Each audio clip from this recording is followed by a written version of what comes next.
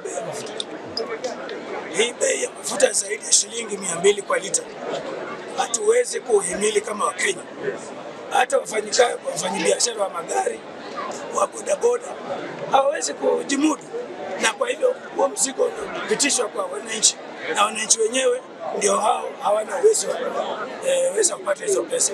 Serikali itafute njia iondoe zile taxes na njia zingine, hakikisha ya kwamba wananchi wanapata mafuta kwa bei ambayo nzuri, kwa sababu bei ya mafuta ikipanda kila kitu kimepanda, na sisi tutajicommit tu kusaidia serikali ama wale wataotaka uongozi wa nchi hii, wale ambao wataaddress mambo ya mafuta, wale ambao wataaddress mambo ya elimu na mambo kama hayo.